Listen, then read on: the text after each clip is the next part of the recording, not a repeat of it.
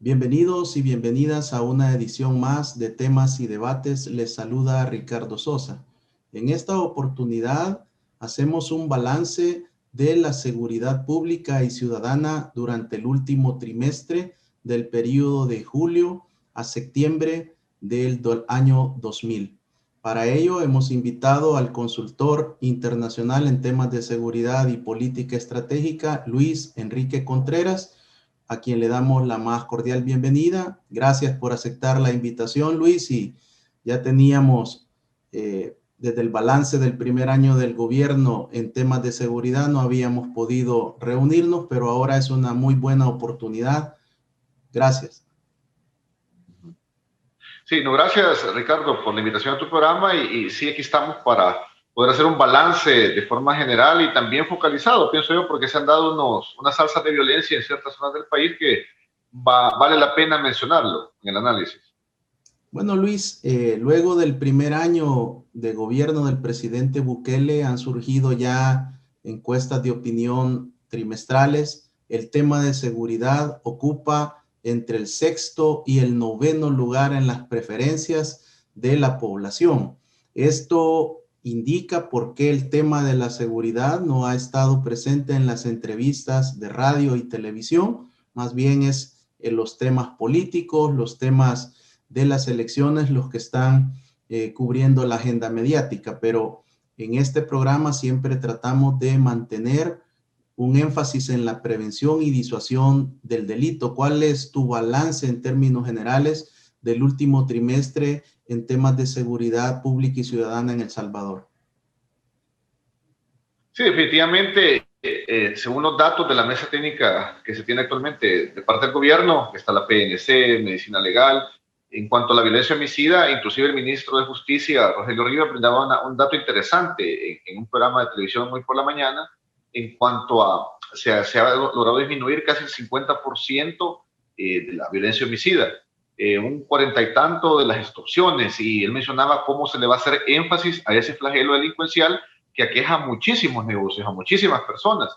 Y evidentemente hoy, debido a la pandemia del COVID-19, muchos negocios que cerraron lamentablemente, estos delincuentes que siempre han estado extorsionando en algunas zonas específicas no pudieron obtener esa ganancia, llamémosle de esa forma, para su operatividad criminal.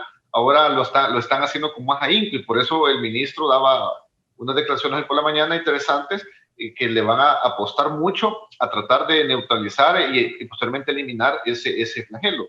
Y si tú lo recuerdas también, antes de que se viniera la pandemia en El Salvador, allá por enero, febrero, el fiscal Raúl Melara inclusive estaba trabajando conjuntamente un plan anti-extorsiones en conjunto con el ministro Rogelio Rivas, el Ministerio de Justicia, y eso era muy bueno, pues, es decir, nos daba unas buenas expectativas de lo que se esperaba. Lamentablemente, imagino yo que no se pudo profundizar debido a la pandemia, que obviamente el país entero le apostó a ello, tratar de contrarrestar ese impacto de contagios comunitarios, que no se viera más expansivamente. Y me imagino que quedó en el congelador, ahora que ya se dio el desconfinamiento, la reapertura económica, y que vemos como hay en ciertas zonas focalizadas, por ejemplo, el occidente del país, Santa Ana, para ser muy puntuales, se han dado delitos de robos, inclusive en almacenes, una operatividad criminal que básicamente teníamos años de no ver. Y ya vamos a mencionar también porque inclusive hoy casi ya no se ve ese tipo de atracos, más bien dicho. Y debido a esto, las autoridades de justicia vemos que están retomando el tema de la extorsión, debido a que la violencia homicida han logrado disminuirla históricamente. Eso es muy bueno porque tú sabes que en criminología es un indicador muy sensible, los asesinatos, y fue lo primero que el gobierno buscó tratar de reducir, y lo ha logrado con mucha efectividad. Después de un año y meses de gobierno del presidente Bukele, ahora van a tratar de disminuir lo que son las extorsiones, y eso es muy bueno porque es algo que quizás después de la violencia homicida es algo que es muy evidente aquí en El Salvador. Luis, ¿cuál es tu valoración sobre el reportaje de un periódico digital en el cual sustenta la posible hipótesis, según ellos, de una negociación o pacto, tregua con las estructuras criminales de las pandillas con el actual gobierno de la República. Sí, yo lo mencionaba en otros programas recientemente de que habría que esperar inclusive el peritaje que realizó la Fiscalía General de la República, porque fuimos testigos de cómo se realizó un allanamiento, indudablemente, en las oficinas de centros penales, y eso es muy bueno, porque yo creo que en la parte política nos demuestra que el hecho que la Fiscalía haya llegado, haya obtenido las computadoras, información, recabado todo tipo de videos, nos demuestra que las instituciones están funcionando de forma independiente, es decir, se respeta la institucionalidad. ¿Por qué menciono esto? Porque en la parte política que tú mencionabas, que hoy el andamiaje coyuntural vierte mucho en unos debates ideológicos, se acusa al presidente Bukele de dictador, que es un gobierno opresor, lo cual no es cierto. Pues decir, todos sabemos que a nivel mundial, inclusive en Estados Unidos, como vale la pena mencionar este ejemplo, Donald Trump se pelea con la prensa. Es decir, un presidente tiene que sentar posición, tener un carácter de poder debatir cuando está siendo atacado. Obviamente que la pandemia nos ha dejado quizás en una situación de la psiquis muy alterada. Evidentemente las personas hoy buscan una confrontación inclusive más exasperada en cuanto al pasado. Y hemos visto cómo ha tenido encontronazo incluso el presidente Bukele con estos medios de comunicación que sacaron esta noticia. ¿A qué quiero llegar con esta introducción? De que en cierta medida no quiero deslegitimar la investigación periodística de facto, pero habría que esperar qué es lo que la Fiscalía logró encontrar. A mí me extraña y sería bueno que el fiscal ya se pronunciara con respecto a eso, porque tenemos varias semanas que se hizo este peritaje. ¿Qué fue lo que encontraron? Pues yo creo que la población va a estar muy a la expectativa si esa documentación presentada por este periódico digital El Faro tiene credibilidad, es decir, es verdadera o realmente es falsa. Yo creo que es importante. Tú muy bien sabes como especialista que existen técnicas para demostrar la veracidad de un documento. Pues la documentoscopia tiene esa facultad de hacerlo. Hay peritos especialistas en el país para ello. Habría que ver si realmente eran memorandos originales, porque parece que presentaron fotocopias, pero ellos dicen que tienen originales. Habría que ver si hay videos. Es decir, ellos circulaban inclusive en su medio digital fotografías de unas supuestas reuniones también del señor Carlos Marroquín, si no me equivoco, de Tejido Social, en un restaurante comercial, pero que eran fotografías antiguas. Es decir, ahí puedes ver cómo también buscan tergiversar, manipular un poco en cuanto a traer a colación esa supuesta reunión que se dio en ese restaurante con lo que está pasando ahora. Es decir, sabemos de que políticamente este medio de comunicación ha tenido encontronazos muy fuertes con el gobierno central. Inclusive en la última conferencia que dio el presidente Bukele, verbalmente tuvo encontronazos con unos periodistas. Inclusive los mismos periodistas estaban callando al presidente. Sabemos cómo ha salido a la palestra el financiamiento que tienen estos periódicos de gente de poder económico aquí en el país, inclusive a nivel internacional. E indudablemente cada medio de comunicación lleva una agenda, pues, y vemos cómo el Faro inclusive se ha aliado con la Universidad Centroamericana, la UCA, otros medios de comunicación que tú muy bien sabes que inclusive tú has sufrido embestidas en esos medios de comunicación, los cuales en unos que a mí me han vetado. Aquí podemos ver cómo siempre existe una parcialización, es decir, cada uno busca unos intereses. Aquí en El Salvador no tenemos todavía una cultura del debate de contraponer opiniones. Por ejemplo, a mí me sucedió recientemente con un guatemalteco que tú estuviste en un canal de televisión aquí en Salvador, que a mí me realizó una entrevista es un medio digital, si no me equivoco. Y él quería contrastar la parte de la supuesta tregua y qué decía otro analista. Y fíjate que mi entrevista no la publicaron. Realmente es algo molesto porque te hacen perder el tiempo. Pero ¿cuál es la conclusión a que llegas con esto? Que realmente no les conviene que esa información que yo dije salga a la luz, es decir, de que no sea publicada, porque es en cierta medida a favor del gobierno, porque realmente la violencia homicida ha disminuido en el país. Aquí puedes ver cómo tienen una agenda muchos medios de comunicación.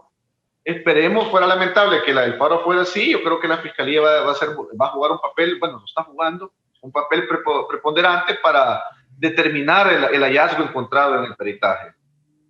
En relación a esta posible hipótesis, también hay una parte B que tampoco es concluyente sobre posibles negociaciones a futuro para las elecciones del 28 de febrero del 2021. ¿Cómo ves esta supuesta hipótesis de este medio digital?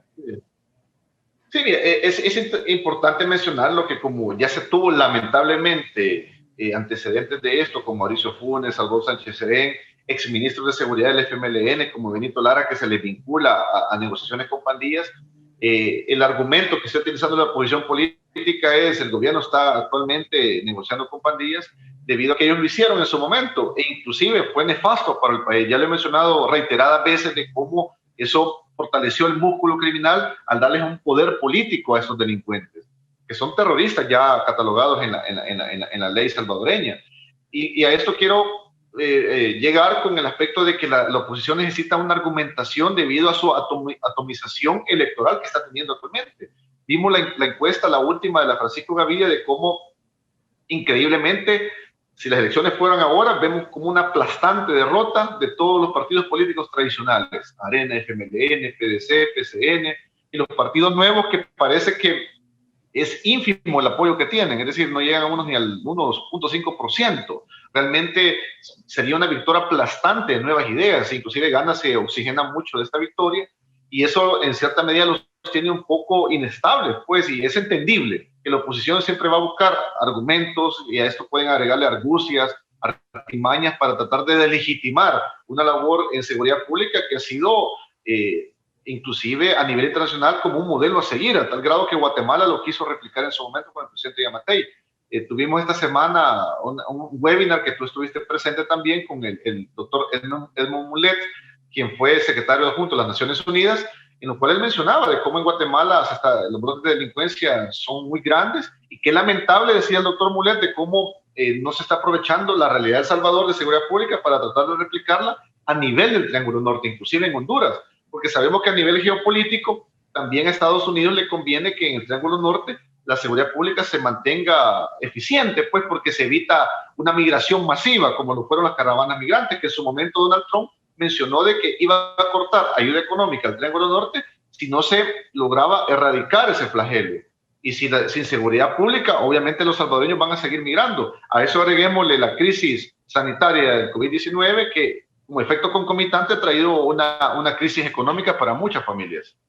Luis, ¿cuál es tu valoración sobre el trabajo del señor ministro de Justicia y Seguridad, el ingeniero Rogelio Rivas, quien ya tiene varias semanas de estar en el territorio visitando delegaciones, subdelegaciones, puestos en el interior de la República? En las últimas horas, en una visita a Morazán, creo que los mismos agentes policiales estaban sorprendidos de tener a un ministro de Justicia en la calle platicando con ellos, compartiendo, trasladándole buenas noticias.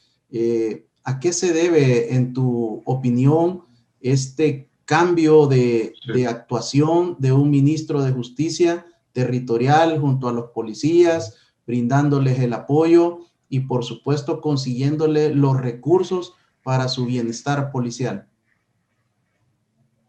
Sí, definitivamente vale la pena mencionar de cómo este gobierno ha dignificado la carrera policial. ¿En qué sentido? En el plano económico. A partir de enero del 2020, los elementos policiales a nivel del Ministerio de Justicia, más bien dicho, comenzaron a recibir un bono de $100 adicionales a su salario. Y el día de hoy, por la mañana, también el ministro Rivas mencionó de cómo en el 2020 van a recibir otros $100 más, es decir, $200 adicionales a su salario sin descuentos. A eso se le agrega el bono trimestral de $150, que también es muy bueno. ¿Por qué menciono esto? Porque en el pasado la policía ha exigido un aumento salarial con justa razón. Sabemos que es una profesión compleja, difícil, más en un país como el nuestro, que la delincuencia ha sido siempre muy alta, y como el FMLN nunca pudo dignificar a la carrera policial. Tú sabes muy bien que yo fui 14 años docente de la Academia de Seguridad Pública y lo puedo decir con propiedad de cómo el gobierno del FMLN generó una crisis institucional en el nivel educativo de la Academia de Seguridad Pública. Fue muy lamentable, inclusive a tal grado que llegaban capacitaciones de Estados Unidos, ellos las rechazaban. Algo preocupante, porque sabemos que operativamente la PNC a nivel centroamericano es la mejor de la región. Gracias a Dios. ¿Recibiste tú algún incremento salarial en esos 14 años que trabajaste en la academia, Luis? Fíjate que el último, para serte sincero, que se tuvo fue cuando Tony Saca estaba ya dejando su periodo, cuando iba Rodrigo Ávila de candidato. Obviamente lo hicieron como una cuestión para que votaran por Arena. Ese fue el último momento que yo tuve. Pero tú muy bien sabes que el problema que yo tuve para recibir aumento era porque tuve una persecución política de parte de esta gente del FMLN en la institución donde yo trabajaba, en la Academia de Policía, y eso no me permitió aspirar a otro cargo. Es decir, fue lamentable porque cuando tú opinas diferente y criticas ciertas cosas que se están haciendo mal, ellos lo resuelven como perseguirte políticamente, haciéndote la vida imposible, esperar que tú renuncies, es decir, y vemos cómo este gobierno no lo está manejando de esa forma. Al contrario, yo creo que el recurso humano lo saben aprovechar de mejor manera y eso ha potenciado también que la PNC tenga una mejor efectividad. Lo que tú me preguntabas acerca de por qué el ministro está viajando a Morazán, lo tuvimos en Santa Ana recientemente en una reunión con empresarios también, donde el candidato de Nuevas Ideas, para Gustavo Acevedo, le entregó el plan de seguridad ciudadana a Ciudad Morena, que busca implementar en Santa Ana junto a empresarios, y eso es muy bueno porque ves una descentralización de la seguridad pública, un acercamiento a los gobiernos locales o a los que aspiran a ser gobierno local el otro año, y así logras un arquetipo de seguridad ciudadana, que es algo más completo, más integral y tiene mayor durabilidad a través del tiempo, pues algo que el FMLN jamás hizo. Pienso que porque desconocían totalmente, y a eso agreguémosle que no tenían una voluntad política de hacerlo. Realmente fueron 10 años muy perdidos para el país, pero qué bueno que ahora sea diferente, pues, y vemos cómo no baja la guardia el ministro de Justicia, es decir, va a los territorios, está conociendo de primera mano la realidad de zonas como Morazán, pues, pueblos muy inhóspitos aquí en el país, pequeños, que como tú muy bien lo dices, que los policías se pueden quedar hasta extrañados por qué viene el ministro. Es decir, ahí podemos ver cómo en el pasado no se tenía esa cercanía. Y eso es muy bueno porque a tus subalternos, en este caso los agentes policiales, que son casi 25,000 en el país, les está brindando ese apoyo que ya no es solamente económico, pues, sino que es un apoyo moral, de darte confianza, es decir, mi ministro me apoya, está con nosotros. Y eso es muy bueno, pues. A eso agreguémosle también que se les ha dado la ropa táctica, se les ha entregado botines, tanto a militares y a policías, pues, y yo creo que eso es muy bueno ya para el desarrollo de la operatividad que se realizan inclusive en zonas rurales. Luis, también el señor ministro comentaba un refuerzo a las unidades de la División Antiextorsiones, que se están desarrollando reuniones con diferentes sectores lideradas por él como ministro de Justicia y Seguridad. ¿Cómo ves tú el desarrollo de la extorsión luego de la reapertura económica? Sí, con respecto a la extorsión, obviamente hoy van a haber muchas alzas de tanto de violencia homicida como de extorsiones, porque después de las crisis se tiende mucho a esa dinámica, pues, si no lo digo yo, sino que inclusive las Naciones Unidas han hecho diversos estudios.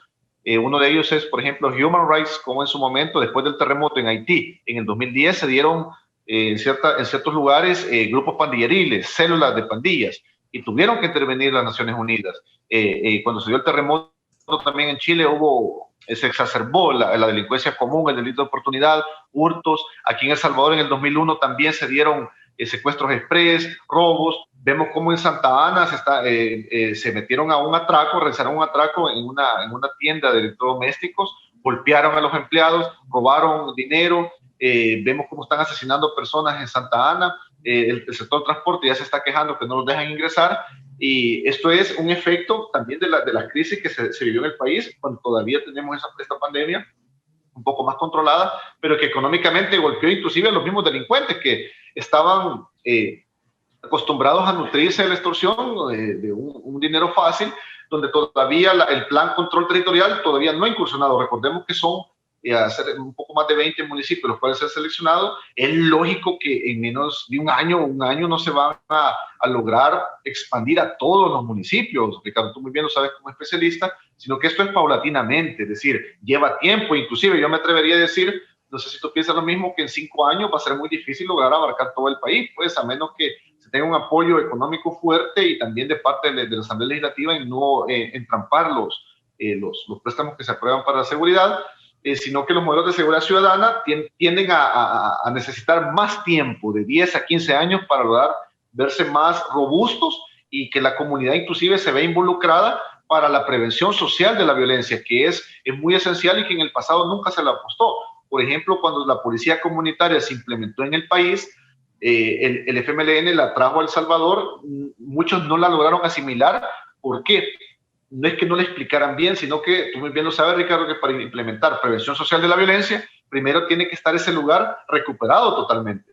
No puede llegar con cuestiones deportivas, culturales, a una ciudad o un pueblo donde la delincuencia todavía manda.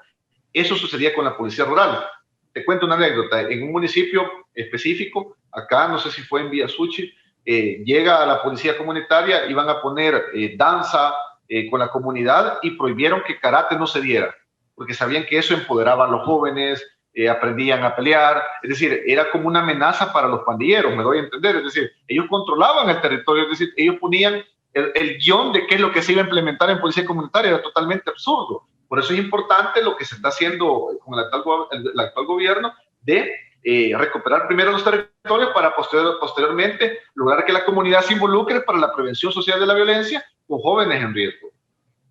Luis, en cuanto a ese aspecto, podríamos decir entonces de que el dinero que antes se invertía o se gastaba en pelotas de fútbol, en pintar canchas, en parlantes, en música, ahora se ha reenfocado para atender las necesidades de nuestros elementos de la Policía Nacional Civil.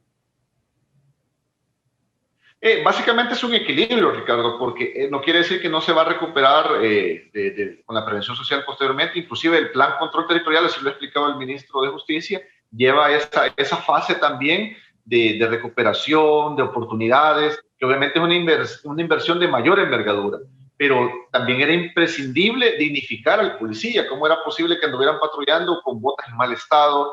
No podía tener equipo en mal estado cuando sabemos que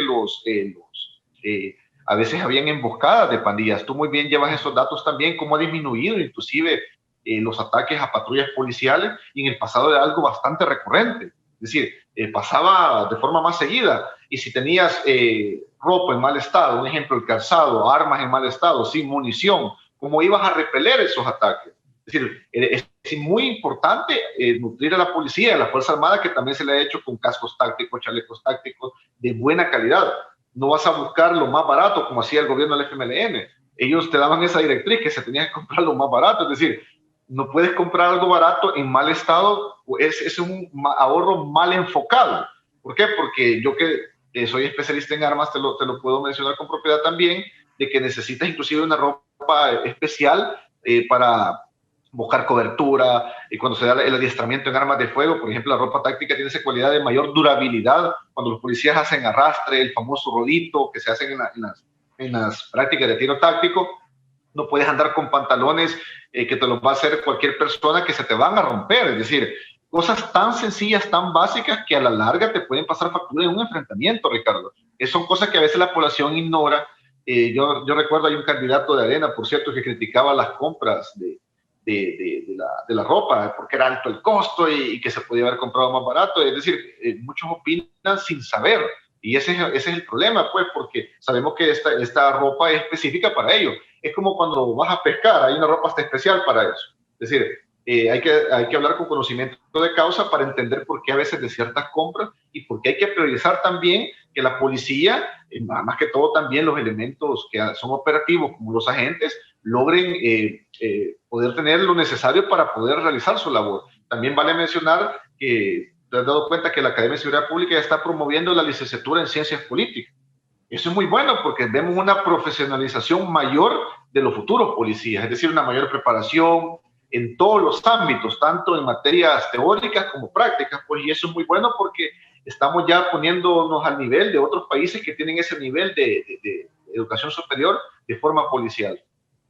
Por cierto, ayer platiqué con un policía que venía de la academia de entregar su documentación para aspirar a la licenciatura en ciencias policiales. Así que eso es también un gran avance. Ya tenemos el técnico, ahora un paso más para la licenciatura, y esto nos permitirá profesionalizar y dignificar la carrera policial. Al regresar conoceremos más de la opinión y el balance de seguridad pública y ciudadana de nuestro invitado Luis Enrique Contreras. Regresamos.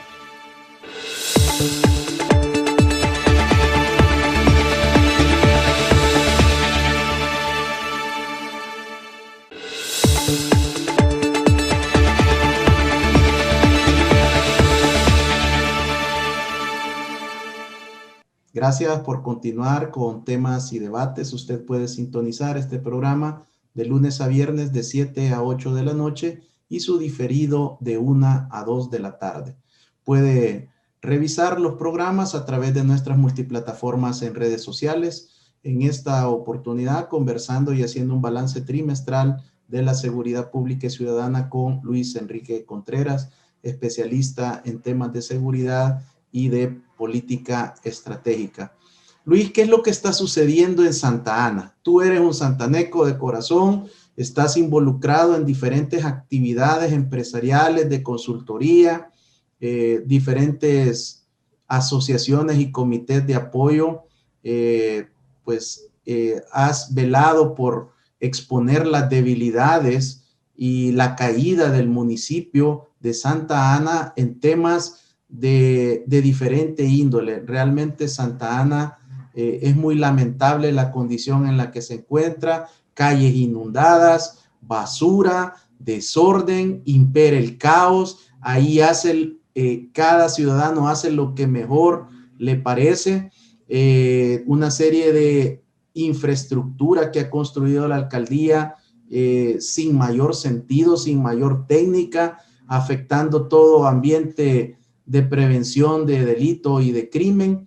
Pero en las últimas semanas a toda esta problemática municipal que tiene más de una década, se suma una serie de eventos y de reportes, denuncias ciudadanas de robos, de hurtos, de asaltos a mano armada y algunos temas vinculados a la extorsión. De tal manera que en las últimas semanas el señor ministro de Justicia y Seguridad ha estado tomándole el pulso al municipio, haciendo ajustes, cambios, pero tú que eres un santaneco, que tienes familia ahí y que operas con tus empresas y tus negocios en Santa Ana, ¿cuál es tu valoración de lo que está sucediendo en la actualidad? Sí, fíjate que yo crecí en Santa Ana, no nací allá, pero sí me considero un santaneco porque mi infancia la tuve allá, mis estudios, bachillerato, colegio. Tengo muchos amigos todavía allá, mis padres viven allá en Santa Ana, y es lamentable, Ricardo, cómo has visto que la ciudad ha involucionado.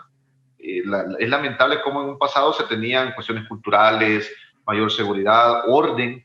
Vemos cómo Arena recuperó la alcaldía con el señor Moreira, y fue una buena oportunidad para ese partido político porque tardó años en ganar nuevamente la comuna. Sin embargo, ha quedado en una deuda enorme, pues vemos cómo la actual, inclusive alcaldesa, la señora Escalón, no ha hecho mayor cosa por tratar de revertir esta situación en todos los ámbitos, de basura, cuestión de seguridad, de bioseguridad, la misma seguridad municipal.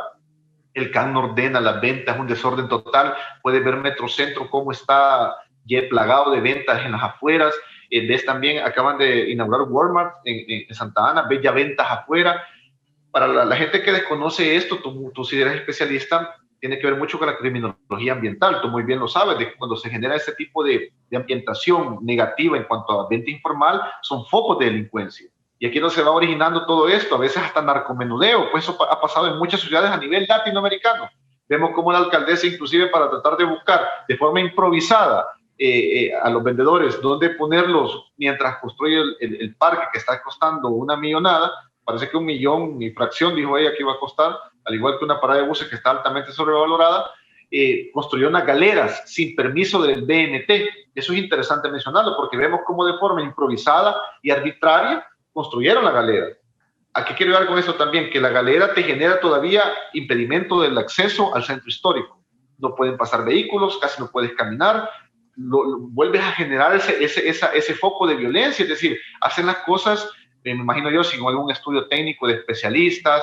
Yo en su momento inclusive he hecho muchas propuestas a alcaldías anteriores, no solamente en Santa Ana, sino que inclusive en San Salvador, tristemente no les ha interesado. Aquí me doy cuenta cómo inclusive muchos alcaldes realmente no les interesa la comuna, es decir, o tienen a otras personas que supuestamente lo van a hacer, pero no vemos esa materialización de buenos resultados. Y vemos Santa Ana cómo ha caído en decadencia, totalmente olvidada, y el efecto viene siendo estas alzas delincuenciales que se tienen. Qué bueno que el ministro Rogelio Rivas visitó Santa Ana, lo invitó, parece que la Asociación de Empresarios Santanecos. Nosotros tuvimos también esa invitación como especialistas sí también estamos apoyando también al candidato Gustavo Acevedo de Nuevas Ideas, con el cual estamos trabajando un plan de seguridad municipal muy interesante y muy ambicioso, que inclusive queremos hacerte parte de ti como reconocido criminólogo en su momento. ¿Por qué, Ricardo? Vale la pena mencionar y que la población lo sepa, porque estamos nutriéndonos, recabando a especialistas de verdad, es decir, no vamos a llegar a improvisar. Y de eso se trata, no solamente en Santa Ana, puede ser San Miguel, San Salvador, los alcaldes o las nuevas propuestas, los nuevos políticos que quieren aspirar a estas comunas, lleven gente especialista en su área. Pero si te metes a improvisar, como ha pasado en Santa Ana, los resultados están a la vista, un desorden, un caos en el tráfico, la delincuencia, es una anarquía que cada quien pone sus ventas. Por ejemplo, hay una zona de Metrocentro, Ricardo, no sé si tú has visitado, que estas personas que venden autolotes de carros para que sus vehículos tengan mayor visibilidad, los han estacionado al lado del bypass de Santa Ana, pero los han estacionado en zonas donde tú tienes que entrar en el vehículo, es decir, esa entrada está obstaculizada totalmente. ¿Y a qué quiero ver con esto? La alcaldía brilla por su ausencia. ¿Cómo es posible que a quien se le plazca parquees tu vehículo, le pongas CBN y estás tapando una entrada que tiene derecho a tránsito? Es decir, cada quien hace lo que se les plazca, y yo creo que el candidato Gustavo Acevedo trae ese plan para tratar de revertir esto y devolver el orden. Yo creo que hay que apoyar ese tipo de iniciativas y esperemos que la población santaneca le dé su apoyo. Pues yo creo que las encuestas también lo reflejan y él va por buen camino, porque de eso se trata, recuperar que Santa Ana vuelva a ser esa ciudad que en su momento fue un pulmón económico del país, era considerada la segunda ciudad de El Salvador. Hoy creo que dista mucho de eso, Ricardo. Yo creo que San Miguel, inclusive Santa Tecla, ha tenido un poco más de desarrollo que Santa Ana. Por eso de sucursal del cielo, capital del mundo, o capital del mundo, sucursal del cielo, hay que devolverlo nuevamente a la palestra internacional, pero no solamente de palabras, sino que también con hechos concretos que se visibilicen en la ciudad también. Bueno, el santaneco dos veces perfecto también está perdiendo mucho valor debido a toda esta incidencia. Y hablando de eso, Luis, ¿cuál es tu lectura?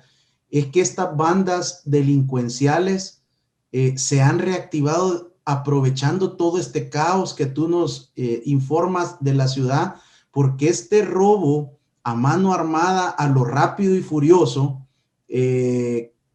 efectivo en cuanto al atraco y al accionar de bandas ya no semi-organizadas, organizadas, y que gracias a la efectividad policial fueron capturados, pero el hecho es de que lograron su objetivo de robar a plena luz del día en uno de los almacenes de mayor prestigio de Santa Ana.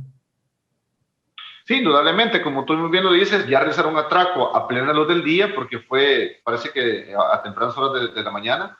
Es muy aventurado, porque tú como especialista y también que trabajas en ese rubro, en el cuestión de circuitos cerrados de cámaras, sabes cómo hoy casi todos los negocios inclusive tienen sistemas de cámaras de seguridad, y eso genera un disuasivo primero. Segundo, a ellos parece que no les importó el disuasivo y se aventuraron de realizar el atraco. ¿Por qué? Porque no ven mayor presencia tal vez en esa zona de donde se dio el atraco de agentes del CAN. Puede que Policía Nacional Civil, recordemos que la PNC también no da abasto mucho los elementos a tantos lugares que están inseguros, y al tener este faltante que fue una promesa de la actual alcaldesa de Arena y que no ha cumplido, el circuito de cámaras municipal, ya no escuchamos nada de eso. Realmente es algo lamentable, porque esto viene a mejorar el control de la delincuencia. El ejemplo de Santa Tecla, hay que ser ecuánimes en el análisis y mencionar cómo en Santa Tecla el actual alcalde logró implementar el escudo Tecla que ha dado muy buenos resultados. Vemos cómo en flagrancia logran detener y someter los agentes del CAN a personas que han cometido hurtos o robos a personas en la zona peatonal de Santa Tecla. Eso es muy bueno, porque te permite una mayor reacción. Si en Santa Ana la actual alcaldesa hubiera hecho lo mismo, se tuviera mejor reacción, inclusive disuasivo de estos atracos. Esperemos que posteriormente, al darse el recambio de la alcaldía, se pueda implementar. Es un proyecto ambicioso que nosotros hemos también establecido en el plan municipal, porque eso viene a construir ese andamiaje de seguridad. Tú tienes que apostarle, tú muy bien sabes, a la parte de prevención, que entra la cuestión de criminología ambiental, las cámaras, el disuasivo, y también a la parte represiva, pues a un campo profesional con un buen adiestramiento también, que tenga buen contacto con la población, porque muchos se quejan inclusive de los mismos policías, eso se está ya también logrando mejorar mucho, que no saben ni dirigirse a las personas. ¿Por qué? Porque la falta de formación en su momento ha sido un poco carente, es decir, la inteligencia emocional, la verbalización también de lo que se conoce como los comandos verbales hacia las personas. Hay que tener cierta empatía también con el ciudadano y eso es parte de una formación también. Por eso la profesionalización del CAN sería muy efectivo para que también trabaje de manera un poco más sistematizada con la Policía Nacional Civil. Evidentemente tiene sus limitantes legales, pues, pero se podría lograr tener cierto apoyo, por lo menos de prevención. Y este atraco, imagino yo que se dio también debido al ver la ausencia de cámaras, ves una permisividad, una desidia de las autoridades municipales, vienen y se aventuran a someter a los empleados. Imagino que el seguridad también que tenían en su momento, la ventaja numérica del delincuente, y cometen el atraco. Sin embargo, gracias a la operatividad policial, la labor de inteligencia también, de recabar la información, videos, de lograr darle seguimiento a los delincuentes, lo logran capturar en cuestión de días. Eso es muy bueno porque te genera también un precedente a otros delincuentes de decir, mejor no hacemos un atraco de este tipo. Y ahí es donde las autoridades deben de estar siempre atentas, porque la mutabilidad que van teniendo las estructuras criminales es eso. Es decir, ya no atraco, pero tal vez extorsión, tal vez ya no una extorsión de forma personal, sino que vía llamada telefónica, a través de Tigo Money y otras aplicaciones que se han estado dando también debido a la presencia del Plan Control Territorial, que ellos buscan en cierta medida evadir esa seguridad pública. Pues es importante, Ricardo, que las autoridades, tanto del gobierno central, logren una mejor conjunción con los gobiernos locales, en este caso las alcaldías, y yo creo que solamente se va a lograr cuando se deje a un lado la parte ideológica política, pues porque vimos a la alcaldesa en su momento, hace un par de meses, si te recuerdas, como ella decía que iba a apoyar el Plan Control Territorial, y se reunió con un jefe policial, parece, y uno del ejército. Sin embargo, no lo hemos visto en una reuniones conjuntas con el ministro Rogelio Rivas, que es la punta de lanza del plan de seguridad pública del gobierno. Y si hemos visto a empresarios santanecos, hemos visto al candidato a Nuevas Ideas, Gustavo Acevedo, reunirse y proponer propuestas concretas de seguridad municipal. Es decir, vemos las acciones que la actual alcaldesa realmente lo dice de palabra, pero no le muestra con hechos. ¿Por qué? Porque en cierta medida está dándole el apoyo al plan de seguridad, que es un gobierno que es un partido antagónico a Arena. Lamentablemente siempre se va a tener esa problemática. Por eso es importante que los futuros alcaldes le brinden gobernabilidad al Ejecutivo, tanto a nivel legislativo y de gobiernos municipales, para que no exista ese entrampamiento. Fuimos testigos esta semana de las diversas manifestaciones que se realizaron, lamentablemente, donde en cierta medida los más afectados son los salvadoreños que van a trabajar a sus empresas. Imagínate, Ricardo, muchas empresas que han estado cerradas y que ciertos alcaldes hayan cerrado calles manifestándose, golpearon personas que se dirigían a trabajar, y puede ser que esos empleados, Ricardo, inclusive estén un poquito en jabón, como decimos en buen salvadoreño, porque tienen que ir a trabajar y generar producción, y a eso le agrega que no llegaron ese día porque los manifestantes cerraron las calles. Es decir, a veces una frustración hasta para el mismo empresario y el mismo empleado. Yo creo que aquí es donde se necesita mayor compromiso, no solamente político, sino que un compromiso de nación. ¿Por qué? Porque si se piensa solo políticamente, siempre van a buscar réditos para sus partidos políticos, pues, y vemos cómo ya la población tiene un hartazgo ya de estos partidos como Arena, el FMLN, que ya tuvieron su oportunidad, Ricardo. Realmente yo creo que ellos nunca se vieron en una perspectiva como la actual de coyuntura, que tener un grado de degradación, inclusive de sus cuadros, donde quizás solo sus familiares van a votar por ellos, hay que decirlo, pues, y yo creo que esa frustración la están evidenciando en que ya no les interesa sus comunas. Si nos vamos a los datos de Santa Ana, vemos como Nuevas Ideas tiene casi el 50% de apoyo a nivel de alcaldes.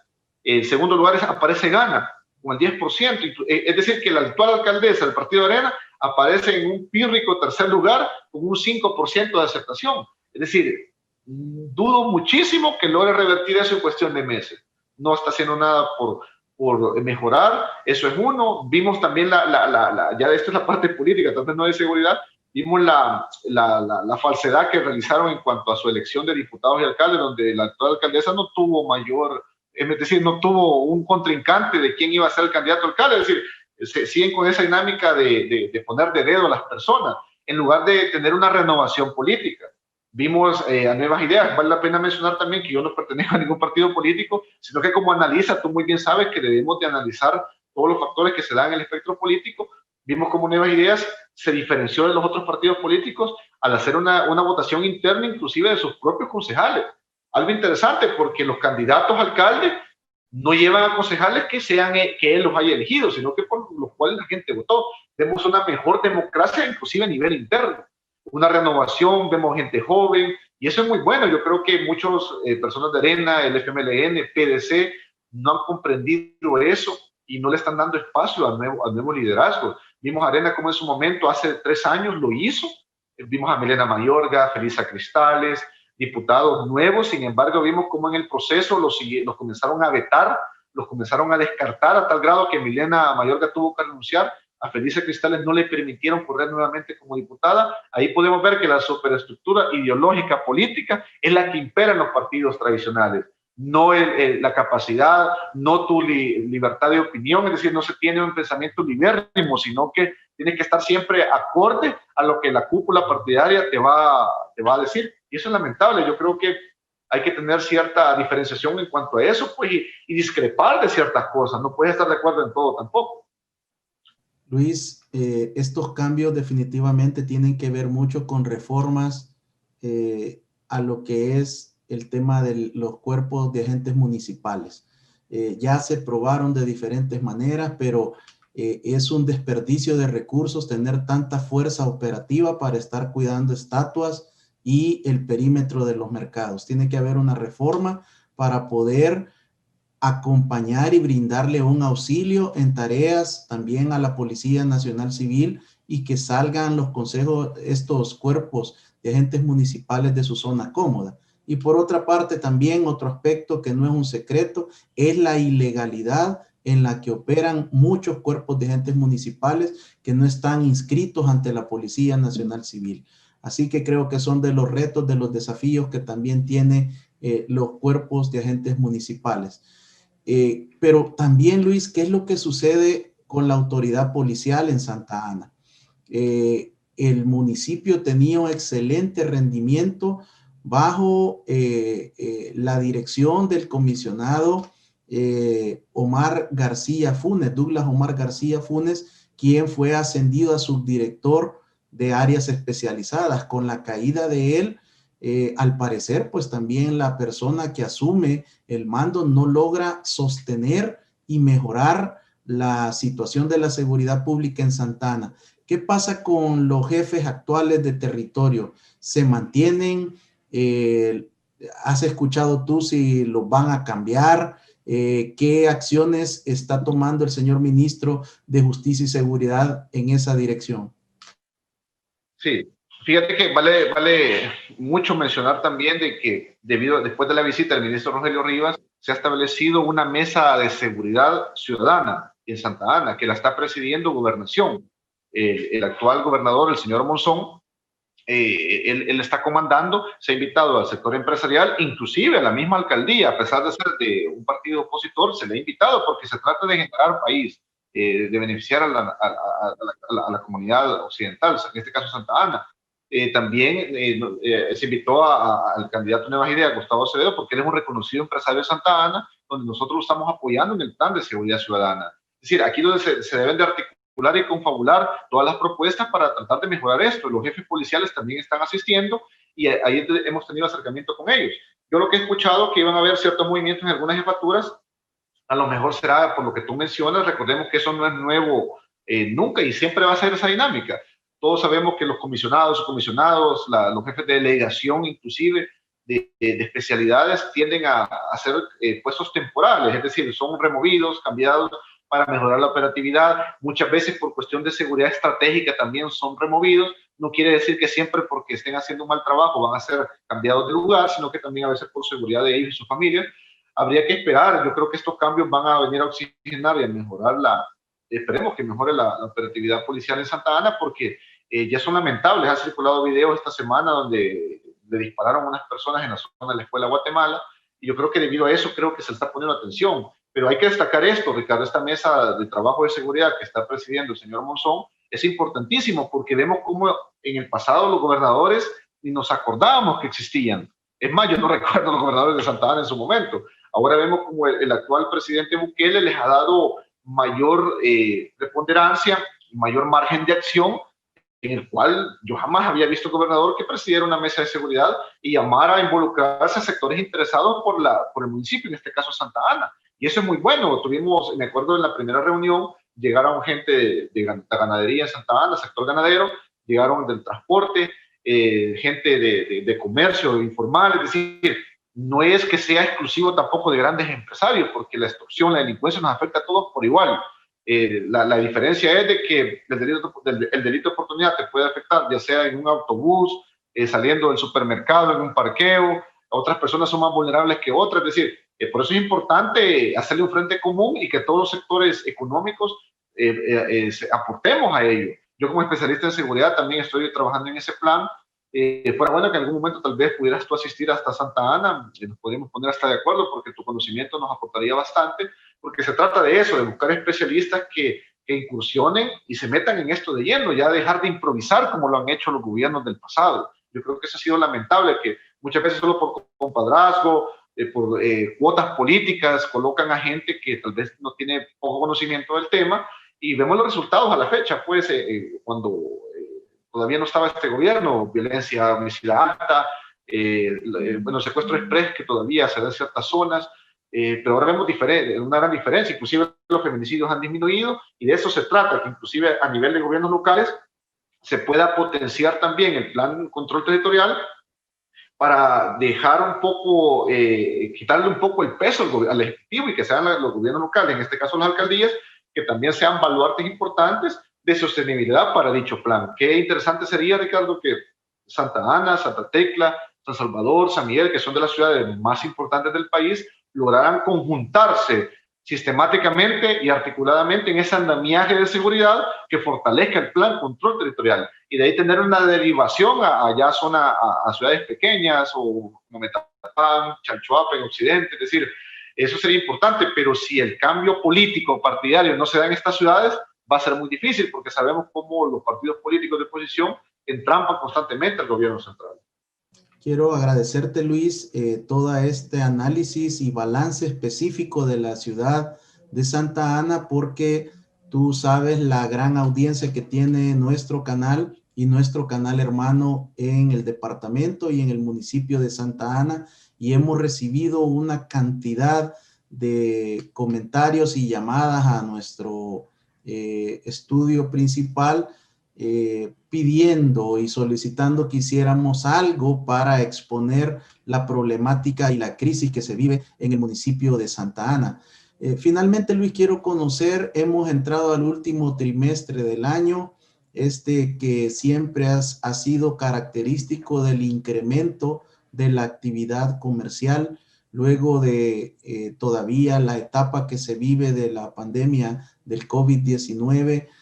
La actividad comercial comienza a tratar de resurgir y el fin de año va a ser más esperado para poder nivelar las deudas, poder lograr salvar un poco el año, poder lograr algunos compromisos que están atrasados. ¿Cuáles serían tus recomendaciones para todos nuestros televidentes y cibernautas que se dedican al comercio, que tienen un pequeño emprendimiento y que están el día a día luchando por sacar adelante sus micro y pequeñas empresas?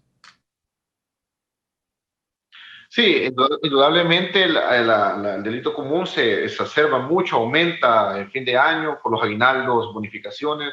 Quizás para la población asalariada, más bien primero, de recomendar de anticiparse mucho a la prevención, es decir, rutas a tomar, hay que aprovechar la tecnología mucho, por ejemplo, estas aplicaciones como Waze, GPS, no necesariamente se van a utilizar por cuando no conoces el lugar a donde te diriges, sino que para evitar las calles de mayor tráfico. ¿Por qué? Porque sabemos que un señuelo estático corre más riesgo de ser asaltado en vehículos, semáforos, es decir, entre menos estático te encuentres, eres más difícil para los delincuentes, por decir algo.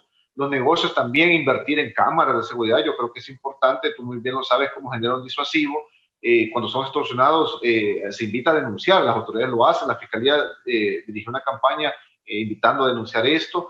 Realmente es importante porque si no hay denuncia, ¿cómo se va a actuar? Perder el miedo a la denuncia, y hacerlo constantemente. Por ejemplo, vale la pena mencionar esto, Ricardo, porque un empresario de Santa Ana, que fue lo que le sucedió, él no denunciaba la extorsión, después lo estaban acusando al empresario de ser financista de pandillas. Es increíble. Tú estás siendo víctima de la extorsión, pero como no denuncias, después están acusando que está financiando pandillas. Es decir, tiene un poco de lógica. Sin embargo, cuando la persona denuncia y tiene la comprobación de la denuncia de la parte de la policía, tú puedes decir, si eres acusado de esa forma, aquí están mis denuncias. Puedes decir, tengo tantas denuncias y no se me ha resuelto. Eso mencionaba la vez pasada un jefe policial de Santa Ana, que hay que hacerlo para dejar un precedente y realmente denunciarlo también de comunicación, porque se trata de eso. Algo interesante que dijo el ministro Rogelio Rivas en la reunión que tuvimos en el occidente del país, Santa Ana, que pasaron 10 años los policías de vacaciones, dice, ahora es diferente. Ahora con este gobierno, mencionó él, muy, muy bueno, inclusive los empresarios santanecos lo felicitaron, ahora exíjanles a los policías, exíjanles a los mandos policiales, y de eso se trata. Por eso es importante hacer esa invitación a la gente que sufre extorsión u otro tipo de delito, de poner la denuncia, porque no podemos ser agentes pasivos, nos estamos volviendo cómplices y replicando esto con otras personas que ven que no denunciamos, tampoco ellos lo hacen. Yo creo que hay que sentar un precedente con respecto a ello. Quiero agradecerte tu participación. Nos volveremos a encontrar ya cuando esté finalizando el año para hacer el balance completo del periodo de los 12 meses del año 2020 en temas de seguridad pública y ciudadana y conocer también tu análisis político para las próximas elecciones del 28 de febrero del 2021. Muchas gracias, Luis. Muchas gracias, Ricardo. Un gusto estar nuevamente en tu programa. Es bastante objetivo y permite también brindar datos. Y no se trata solo de un programa de politiquería, pues como hoy se han parcializado muchos que solamente cuando les conviene invitan a ciertos analistas. Y eso realmente felicitarte a ti y a tu canal también por generar esa opinión, esa libertad de opinión y de pensamiento para poder informar un poco a la población salvadoreña. Un gusto. Ha sido el experto en temas de seguridad y política estratégica, Luis Enrique Contreras, con su análisis, su opinión y su valoración sobre la seguridad pública y ciudadana en el último trimestre. Muchas gracias por su atención. Bendiciones.